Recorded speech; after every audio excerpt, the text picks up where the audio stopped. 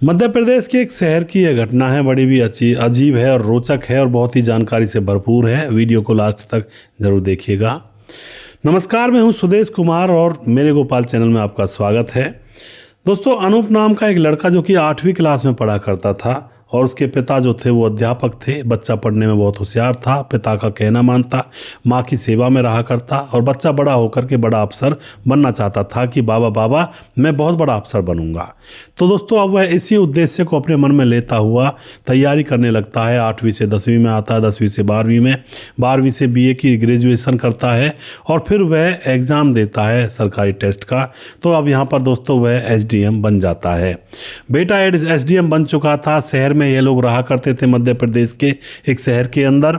तो जो बेटा होता है SDM तो बन गया था, लेकिन उसके बाद उसकी जब छुट्टियां पड़ी थी तो वह एक दोस्त था उसका, वह कहता है कि चलो मेरे गांव चलते हैं और वहां पर थोड़ा सा 2-4 दिन रहेंगे, वापस आ जाएंगे। वहाँ पर किसी को ये मैं बताऊंगा नहीं भाई ये SDM है, वरना तो लोग खड़े हो जाएंगे आकर के। एंजॉयमेंट करेंगे बिल्कुल सिंपल तरीके से। तो अपने दोस्त के साथ ये कभी गाँव गया भी नहीं था, इसने आज तक गांव में रहकर नहीं देखा था। भले ये थोड़ा बहुत देर कर निकल गया हो, लेकिन अब वह दोस्त के साथ उसके घर, उसके माँ बाप के पास गांव में रहने के लिए जाता है। दोस्त के घर ये जाता है। वह दोस्त भी बड़ी पोस्ट पर था और उसके साथ रहकर गांव में रहने लगता है। 4 दिन के लिए गया था तो वहाँ पर क्या देखता है, घर के अंदर भैंस हैं, घर का दूध होता है और बड़े बड़े आंगन हैं और गांव में एक चौपाल है बीच चौराहे पर। वहाँ चौपाल पर दोपहरी में, गर्मियों के दिन में गांव के बूढ़े बुजुर्ग इकट्ठा होकर के कोई ताश खेलता है, कोई हुक्का पीता है, कोई आपस में बातचीत करता है। तो यह भी अपने दोस्त के साथ कभी चौपाल पर बैठता, बूढ़े बुजुर्गों के साथ बातचीत करता, वो हंसते खिलखिलाते। तो उनकी बातों को बड़ी गौर से सुनता कि यार ऐसा शहर में तो नहीं होता, वहाँ तो एक दूसरे को देखकर बस सीधा निकल ही जाते हैं, कोई बात ही नहीं करता है। यहाँ पर ये लोग कैसे पूछते हैं एक दूसरे का हाल। दोपहर को चौपाल पर चले जाया करते, शाम को खाना खाने के बाद फिर से एक बार चौपाल पर लोगों के पास बातचीत करने के लिए बैठ जाया करते। और फिर दोस्तों दिन में जिसके साथ ये गया था उसके साथ उसके खेतों पर चला जाता है। खेतों पर अच्छे पेड़ थे, आम के, जामुन के, बड़ी ठंडक थी। गर्मियों की लू चली हुई थी लेकिन वहाँ पर ठंडक थी और पेड़ों पर पंछी वगैरह, कोयल वगैरह कूकती, बहुत अच्छा लगता। वहीं पर एक ट्यूबवेल था और एक छोटा सा कोठरा था। ट्यूबवेल को चला दिया करते तो एक बड़ी कुंडी में पानी, ठंडा ठंडा पानी गिरा करता, वहाँ पर ये दोनों नहा लिया करते। इस तरह से दोस्तों वहाँ का जो कल्चर था इस SDM को बहुत भा जाता है, क्योंकि इसने तो शहर की बंदिशें, शहर की घुटन देखी थी। आज तक इतना खुला सिस्टम देखा ही नहीं था, जो लोगों से भी इतनी बात करते हैं और इतना घूमते हैं आज़ादी से और मज़े से रहते हैं और घर का खाना होता है, देसी घी, खाना पीना, गेहूँ अपने खेतों में उगाए हुए, बिल्कुल प्योर माहौल था, छाछ लस्सी। अब यह वहाँ पर 4 दिन रहकर आता है तो दोस्तों इसकी आत्मा उस गांव के अंदर बस जाती है। सोचने लगता है कि यार मेरे पापा भी बताया करते थे कि हम भी किसी गांव से ही आकर यहाँ पर बसे हैं, जबकि उसका जन्म तो शहर में ही हुआ था और उसके मम्मी पापा पहले ही आ गए थे। अब वो अपने मम्मी पापा से जिद करने लगता है कि हमारा गांव कौन सा है बाबा, वो बताओ मुझे। अब उसके पापा कहते हैं बेटा गांव में तो हमारा कुछ है ही नहीं। उस टाइम हमने जो हमारे हिस्से में जो घर वर आया था वो हमने अपने जो घरैतिया होते हैं उनको दे दिया है। अब तो वो बस गए होंगे उनमें, अपने परिवार के जो दूसरे सदस्य होते हैं। अब SDM साहब कहते हैं बाबा वो बात मैटर नहीं करती, वो तो घर तो ले लिया जाएगा, लेकिन आप मुझे मेरे गांव का नाम बता दो, मैं अपने गांव को देखना चाहता हूं। उसके पिता उसके गांव का नाम बता देते हैं। तो वह जब ढूंढता है तो वह गांव उसी के अंडर में आ रहा था, यानी कि SDM था तो SDM के अंडर में ही वो गांव आ रहा था जिस गांव से वो आए थे। अब तो यह छुट्टी लेता है तकरीबन 40 दिन की, और 40 दिन की छुट्टी लेने के बाद अपने गांव की ओर चला जाता है। गांव की ओर जैसे पक्की सड़क से गांव की ओर मुड़ते हैं तो एक कच्ची सड़क थी, रेत थी। हालांकि सड़क के और पास पेड़ थे हरे हरे, उन पेड़ की छायाओं की वजह से रेत ठंडी थी। अब यह जैसे गांव की तरफ जाने लगता पैदल पैदल, और बिल्कुल पैदल ही गया था, ना इसके साथ कोई सिक्योरिटी गार्ड था ना कोई और था, जिससे कि गांव की असलियत जो है उसको जान पाए और गांव के जो असली मज़े हैं उसको ले सके। तो पैदल पैदल जा रहा था कच्ची सड़क से, रेत ठंडा मिलता वहाँ पर बैठ जाता है और उसके बाद दोस्तों ये अपने गांव में पहुँच जाता है। गांव में जाता है तो यहाँ पर जो गांव उसने पहले देखा था उससे यहाँ पर परिस्थितियाँ विपरीत थी, उल्टी थी। गांव के सारे रास्ते कच्चे थे, रेत के रास्ते थे सारे के सारे, पक्का कुछ भी नहीं था। थोड़ी आंधी चलती तो धूल ही धूल उड़ जाया करती पूरे गांव में। कच्चे मकान थे, ज़्यादा अमीरी भी वहाँ पर नहीं थी। और वहाँ पर दोस्तों कोई भी पानी की सुविधा नहीं थी। बहुत सारी औरतें इकट्ठी होकर के पानी भरने के लिए गांव के बाहर एक नल था, एक नलकूप था, वहाँ से पानी भरकर मटकों में लाया करती। पुराने ज़माने के ऐसा सिस्टम था वहाँ पर। अब तो ये सारा नज़ारा देख रहा होता है, औरतों से भी बात करता है, और जब कोई पूछता है तो ये कहता है कि भाई मैं यहाँ पर व्यापारी हूँ, व्यापार करने के लिए आया हूँ और मेरे पास रहने के लिए ठिकाना नहीं है। तो गांव का एक सदस्य कहता है तू हमारे घर रुक जा भैया, हमारे घर रह ले 2 4 10 दिन या महीना जो भी रुकना है तुझे। वह कहता है मैं 40 दिन रुकूंगा यहाँ पर। वो दो गांव के अंदर दोस्तों ऐसा होता है कि भाई हमारी बैठक पर एक कमरा खाली पड़ा है, तू वहाँ पर रह ले। देखने में हष्ट-पुष्ट और एक अच्छा लड़का दिख रहा था, तो अभी अब वहाँ पर रहने लगता है। ये नहीं बताता है कि मैं इसी गांव का हूँ। अब इसी तरह से वह एक दिन सरपंच के पास जाता है कि भाई सरपंच साहब, गांव के अंदर ना पक्के रास्ते हैं, ना कोई नालियों की निकासी है, और बिल्कुल पुराने ज़माने का सा गाँव लग रहा है ये तो, और यहाँ पर कुछ करो। आपने यहाँ पर रास्ते पक्के नहीं बनवाए, पानी का इंतज़ाम नहीं किया, यहाँ तक कि खेतों पर जो पानी सिंचाई की व्यवस्था थी वो भी नहीं थी यहाँ पर कुछ भी। तभी तो इसके माँ बाप इस गांव को छोड़ करके शहर गए थे कि खेतों में भी कुछ नहीं होता है। लेकिन ये सरपंच से जैसे बातचीत करता है तो उसको कहता है तू कौन है? कहता है मैं व्यापारी हूँ। सरपंच कहता है तो तू दूसरे गांव का, कहीं और का है, हमारे गांव से तुझे क्या लेना देना, निकल जा यहाँ से। इसको धक्के देकर वहाँ से निकाल देता है। लेकिन यह मन ही मन सारी चीज़ों की प्लानिंग कर चुका था। उसके बाद गांव के लोगों से बातचीत करता है, कहता है कि यार तुम्हारे यहाँ पर बहुत बुरा हाल है, सिंचाई की व्यवस्था नहीं है। उनसे बातचीत करता है, उनके अंतर्मन की बात को लेता है कि भाई अगर सिंचाई की व्यवस्था हो जाएगी तो तुम्हारे खेतों में अनाज पैदा हो जाएगा और तुम अच्छे खुशहाल हो जाओगे। तो उसके बाद दोस्तों वह कुछ गाँव के लोगों को लेकर उच्च अधिकारियों के ऑफिस में जाता है। उसको कोई जानता तो था नहीं, उच्च अधिकारियों को भी ज़्यादा नॉलेज नहीं थी इस बात की कि हमारा एसडीएम कैसा दिखता है। शिकायत करता है, वह लोग शिकायत लिखते भी हैं, और फिर ये पूछता है कि यार गांव के लिए कोई ग्रांट नहीं आती क्या?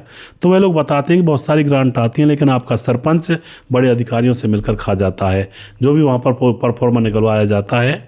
तो अब इसको समझ में आ जाता है, और उसके बाद सरपंच से दोबारा से कहता है कि तुम सारा पैसा खा जाते हो। लेकिन दोस्तों सरपंच उल्टा इसके ऊपर फिर से आता है इससे, क्योंकि इसके घर पर ही आ जाता है। सरपंच की ये बाहर गया है, मेरी शिकायत कर आया है और मुझसे पूछ भी रहा है। इसको धमकी देकर जाता है कि मेरे गांव से निकल जाना, नहीं तो मुझसे बुरा कोई नहीं होगा। लेकिन दोस्तों यह घर से नहीं निकलता है, बार बार यह उच्च अधिकारियों के पास जाता है और वहाँ गांव के अंदर सिंचाई की व्यवस्था प्रॉपर बना देता है। क्योंकि वहाँ पर एक बम्बा, जिसको हम नहर बोलते हैं, छोटी नहर, वो सूखी पड़ी थी, और जहाँ से उसमें पानी आना था उसके लिए डॉक्यूमेंट्स पहले बने पड़े थे कि भाई इस नहर में पानी नहीं दिया जाएगा। कोई समझौता हुआ होगा कोई आपस में, जंगलों का जो होते हैं वहाँ पर। तो जैसे तैसे जाकर ऊपर की कागजी कार्रवाई करके बड़ी नदी में से उस नहर में पानी छुड़वा देता है। और उस नहर में जब पानी छूटता है ना दोस्तों, तो वहाँ के पूरे जंगल में हरियाली छाने लगती है। जितने भी वहाँ पर ट्यूबवेल थे जो खारे हो चुके थे, सारे मीठे होने लगते हैं, क्योंकि सब जगह पानी आ जाता है, तो भूमिगत भी पानी बढ़ता है वहाँ पर। और उसके बाद ये है, वहाँ से तो आ जाता है छुट्टी निकाल करके, लेकिन अभी किसी से कुछ नहीं कहता है। और उसके बाद ये वहाँ पर जहाँ अपने ऑफिस में बैठा रहा करता, गांव के लोगों को ये बता चुका था कि मैं एसडीएम हूँ और किसी को बताना मत, बस तुम्हें काम करवाना है, मेरे ऑफिस आ जाया करना और मैं तुम्हें सारी चीज़ें यहाँ पर बता दूँगा। अब तो गाँव वाले वहाँ पर जाते और उसके बाद सारी चीज़ों की सुविधाएं जो भी कुछ गांव के लिए चाहिए होता वो ले आते। फिर एक दिन यह पुलिस बल के साथ उस गांव में पहुंचता है और उस सरपंच के खिलाफ सारे सबूत लेकर आया था इकट्ठे करके कि इस गांव के अंदर बहुत सारा पैसा आया, लेकिन सरपंच उन अधिकारियों के साथ मिलकर के सारा पैसा हजम कर गया। तो दोस्तों पुलिस तुरंत उस सरपंच को अरेस्ट करती है, उसके ऊपर बहुत सारी जो धाराएँ होती हैं वो लगाई जाती हैं, सरपंच पद से उसको हटाया जाता है। और फिर दोस्तों यह जो एसडीएम साहब होते हैं उस गाँव की सारी सुविधाओं को 1-1.5 साल के अंदर अंदर पूरा गांव चमक जाता है। जितनी भी ऊपर से ग्रांट आई थी वो सारी उस गांव के अंदर लगवाई जाती हैं और उस गांव को पक्का बनाया जाता है। और वहाँ पर पार्क बगीचे जैसा हुआ पहले गांव में देख कर आया था वैसा ही सिस्टम वहाँ पर बना दिया जाता है और दोस्तों गांव चमक जाता है। और उसके बाद अपना भी एक वहाँ पर घर खरीदता है गांव से थोड़ा सा बाहर, और अच्छी एक कोठी बनवाता है जिसमें पार्क भी है और लॉन भी है आगे की तरफ, और आगे बहुत बड़ा गेट है और पीछे अच्छी कोठी है।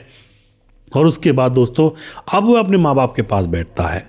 कहता है मम्मी पापा आपको अपने गांव की याद नहीं आती।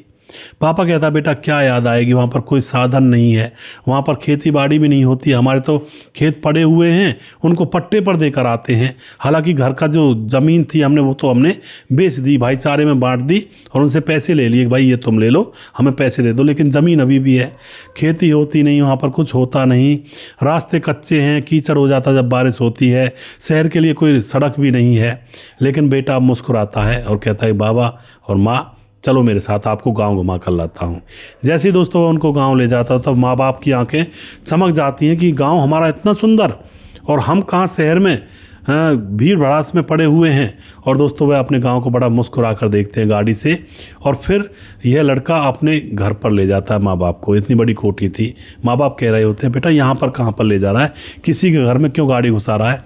लेकिन वह कहते हैं एसडीएम साहब अरे बाबा ये किसी और का घर नहीं है, ये मैंने बनवाया है, पिछले 1.5-2 साल में बनकर तैयार हुआ है, अब से हम लोग यहीं पर रहा करेंगे, शहर की गंदगी में हमें नहीं रहना है, खुली हवा ताज़ी हवा में, और अपने खेतों पर जाकर देखो, चलो मैं आपको ले चलता हूँ। वहाँ पर भी पिछले ही साल उसने बहुत सारे पौधे लगा दिए थे जो कि सर से ऊंचे ऊंचे हो रहे थे, और कह रहा था बाबा यहाँ पे ट्यूबवेल लगवाया, ये कुंडी बनवा दी है और यहीं पर आराम से हम रहेंगे और घर की सब्जी उगा कर खाएंगे, घर में रहेंगे, शुद्ध ताज़ी हवा में रहेंगे और आराम से मज़े से रहेंगे, मैं यहीं से ड्यूटी किया करूँगा क्योंकि ये गाँव भी मेरी ही ड्यूटी के अंतर्गत आता है। माँ बाप बहुत खुश और वहाँ पर वह अपना नया मकान बना लेते हैं, शहर का मकान किराए पर उठा देते हैं और बड़ी हंसी खुशी से वह लोग वहाँ पर रह रहे होते हैं। तो इस तरह से दोस्तों इस एसडीएम साहब ने अपने पिछड़े हुए गांव को सजा दिया, दोबारा से खिलखिला गए वहाँ के लोग उसको देख करके। और उसके बाद जो दोस्तों जो सरपंच साहब होता है वह जमानत पर आता है तो एसडीएम साहब के सामने हाथ जोड़ देता है कि भाई मुझे माफ़ कर दो, गलती हो गई, अब ऐसा नहीं होगा और मुझे दोबारा सरपंच तो नहीं बनाया जाएगा शायद, लेकिन मेरे बेटे की बहू है उसको बना दें, आप कह दो गांव वालों से तो ये काम हो जाएगा। लेकिन यह कहता है कि देख सरपंच साहब तूने अपनी करनी में जो करना था वो कर लिया, जमानत पे अपना केस लड़ता रहे, सरपंची को छोड़ दे, अब तेरी बस का नहीं है। और फिर गाँव के अंदर एक नया उम्मीदवार खड़ा किया जाता है और जो एसडीएम साहब होते हैं वो लोगों से कहते हैं भाई ये उम्मीदवार अच्छा है, इसको वोट दे देना और इसके सारे काम तुम्हारे गाँव के मैं करूँगा, तुम्हारे ऊपर तो मैं ही हूँ। तो गांव के लोग उसको वोट देते हैं और उस गांव के अंदर किसी भी चीज़ की कोई कमी नहीं है, जगमगाता है, लाइट वगैरह सारी चीज़ें हैं। और शहर में दोस्तों आपने देखा होगा शहर में रहना कितना गंदा होता जा रहा है। फिलहाल दिल्ली के अंदर आप देखो मानो एक दिन में 40 सिगरेट पी गए हो बिना धूम्रपान किए, बिना मतलब कि 40 सिगरेटों का जो गंदगी है प्रदूषण है वो अंदर जाता है। और बड़े बड़े शहरों में शोर शराबा, गाड़ियों का आना जाना, हॉर्नों की आवाज़, ये इसमें बहुत सारे लोग परेशान हो जाते हैं। और आपको पता होगा जापान के अंदर जो लोग शहर कमाने जाते हैं, कमा धमा करके जब करोड़पति बन जाते हैं तो गांव में आते हैं और अच्छा सा घर बनाकर चैन और सुकून और शांति से रहते हैं। लेकिन दोस्तों हमारे देश में होड़ लगी हुई है, गांव का सारा कुछ बेचो और शहर में जाओ, बच्चों की अच्छी परवरिश होगी।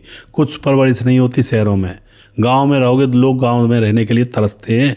जो शहरों में 20-20 साल से 30-30 साल से रह रहे हैं ना, उनसे पूछो वो कितना याद करते हैं अपने गांव को।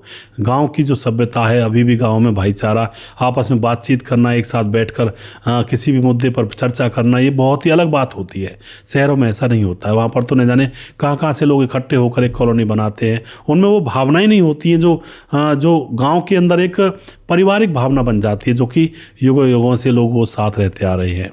तो बहुत फ़र्क होता है गाँव में और शहरों में। तो बहुत सारे बड़े बड़े अधिकारी भी ऐसे हैं जो गाँव में अच्छा घर बनाकर गाँव में रहते हैं, गाँव से नौकरी करते हैं, शहर में सिर्फ नौकरी के लिए जाते हैं।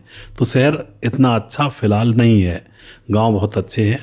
और रही बात बच्चों की एजुकेशन की, तो आजकल गांव में भी बसें आती हैं, शहर वाली बसें, और उन बसों में बच्चे शहर में पढ़ने के लिए चले जाते हैं। अगर यही है कि भाई बच्चे की परवरिश अच्छी होगी शहर में, तो अच्छी बच्ची कुछ नहीं है, स्वास्थ्य खराब होता है। शहर के जो कहते हैं ना चाट बल्ले, दही बल्ले और चाट पकौड़ी खाने की आदत पड़ जाती है और वो फिर स्वस्थ से भी चले जाते हैं, स्वास्थ्य से भी शरीर भी खराब हो जाता है। तो आप जो भी कुछ कहना चाहते हैं अपनी राय कमेंट बॉक्स में लिख सकते हैं। वीडियो के लास्ट में कुछ भाइयों के नाम जरूर लूँगा जो हमारे वीडियोस को देखते हैं और हमें खूब सपोर्ट करते हैं।